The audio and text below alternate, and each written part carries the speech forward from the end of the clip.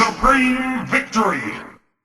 So I'm sure most of you know who Anne Hathaway is, an established actress, very fucking cute. But the thing is, she recently discovered her wokeness, and she said some pretty interesting stuff because of something that happened recently. So up in Oakland, California, there's a girl named Nia Wilson who was recently murdered by this white dude, and I think you already know where I'm going with this, but she was stabbed to death, and it was very tragic, and a lot of people, there's a lot of public outcry, but people are focusing on the wrong things, and you know how the media does it. You know how the media likes to inflate the sweet racial divide, more polarization. That's exactly what's happening now. I want to read this post from Anne Hathaway, and then you guys can get a feel for exactly what I'm talking about.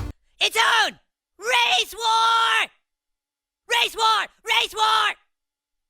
Race war's on, everybody! The murder of Nia Wilson, may she rest in the power and peace she was denied here, is unspeakable and must not be met here with silence. She is not a hashtag. She was a black woman, and she was murdered in cold blood by a white man. Here we go. White people, including me, including you, must take into the marrow of our privileged bones the truth that all black people fear for their lives daily in America and have done so for generations. White people do not have equivalents for this fear of violence. Given those givens, we must ask our white selves, how decent are we really? Not in our intent, but in our actions, in our lack of action. Peace and prayers and justice for Nia and the Wilson family.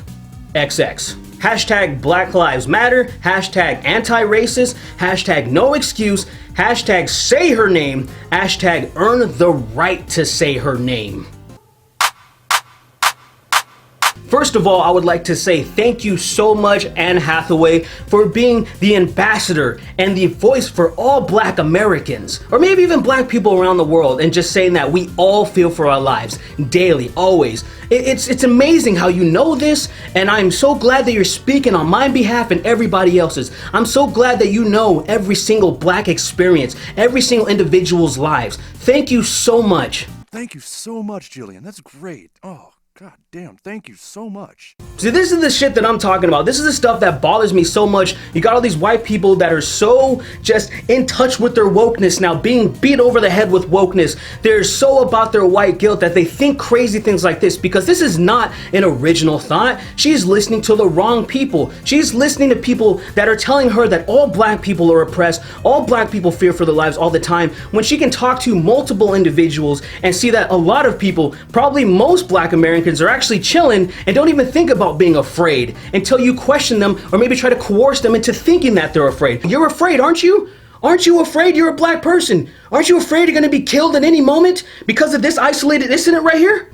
Now, the reason I'm so annoyed by this because there is absolutely no connection that this was racially motivated. If you actually look at the case, and you don't have to look very deep into it, just the regular police report, or just read this article that I pulled up from CNN, and just to show you that they have absolutely no proof that it's racist, but obviously just because the guy that murdered her is white, everybody's trying their best to make that connection. I mean, they're actively trying, even that there is no suspect and there's nothing. They don't have a genuine motivation for what happened. But there are other things to link to, like this guy is in and out of jail, a fucking drug addict, and he's also mentally disturbed because his parents said so. He's been in and out of jail and has not had the proper treatment. He's been diagnosed with bipolar disorder and schizophrenia, the family said, and they had to get a restraining order at one point for our own protection.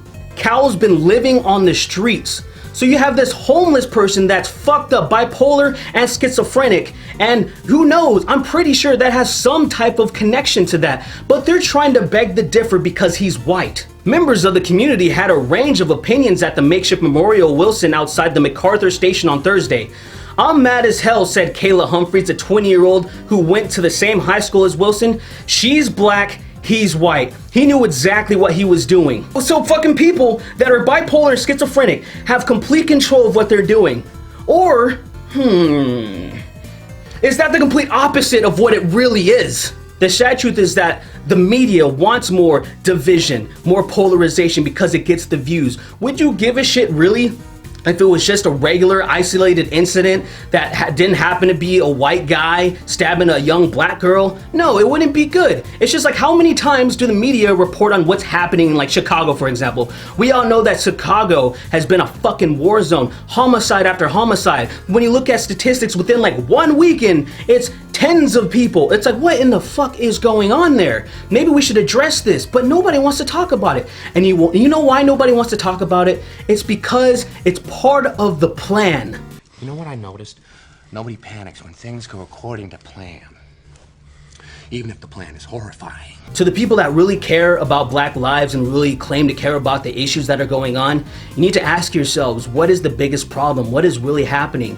You need to look at the statistics, the numbers, and where the problems really lie, the heaviest concentrations, and realize that when people are trying to point this out, they're not trying to be racist or anything. They're not trying to just fucking victim blame, but they're saying this is what's happening. Looking at all these isolated incidents that the media focus on because they're juicy stories is not the crux of the issue. You guys are being played. Look at what happened in this scenario. You had this homeless guy that is bipolar and schizophrenic and has been in and out of jail, and that is a drug addict. Maybe that's the reason why he did some crazy shit that people they don't really understand what happened. Maybe it's not just because he's a fucking white person. Maybe there's a bunch of crazy ass homeless people that do a bunch of crazy shit. There's a girl that lives down the street from me that is crazy and fights everyone. Last time I saw her, she has a fucking patch on her eye because she's crazy. And she's Hispanic or something. She's brown. You know, she's attacking people. She needs help. That guy needed help, and as the parents said, didn't get the proper help. But let's focus on something like Chicago, something that every time it's brought up, it's taboo because it seems like it's racist or something like that, where there's a clear fucking problem. So many murders and homicides happening at an alarming rate, and none of you want to talk about it. None of you want to talk about it. Why is that? Because the media is not talking about it. The media is not making it a big deal. And you only bring up the shit that the media cares about. Anne Hathaway doesn't talk about that shit either. It doesn't seem like she really gives a fuck about Black lives because there's a lot of Black lives that are fucking being killed all the time. But no, she wants to focus on this shit because it seems racially motivated. Oh, but it's not as juicy because Chicago, it's a lot of Black people killing Black people. Not racially motivated. Oh, it's thugs killing thugs. It's just a part of the plan. Who gives a shit? No one's gonna really care. Yeah, exactly. That's my fucking point. That is my point, that y'all don't really give a shit about what's happening. You're being manipulated, and I wish you would see through this shit. I wish people like Anne Hathaway would be smarter, because it sucks when you have these celebrities that have so much pull. They have so much just bravado. They have so many things going for them, and they can use their voices for good. They can use their voices for reason, use a little bit of logic. Just introduce a little bit to the general population, and maybe it wouldn't be so bad off. I don't know, man. I don't fucking know. But that's all to say about the situation. I'm gonna get out of here because I'm actually burning up. It's incredibly hot in this garage. And I just want to thank you guys for watching. Thanks for listening and stuff. If you like this, like it, share it, subscribe. If you're new with the notifications, want to give a big shout out to my mega sexy patrons. You guys are the absolute best. You're keeping me afloat. I appreciate you so much. If you guys want to be a patron of mine, you can hit up the box or you can find it in the link in the description below. You guys have a wonderful day, and I'll see you in the next video.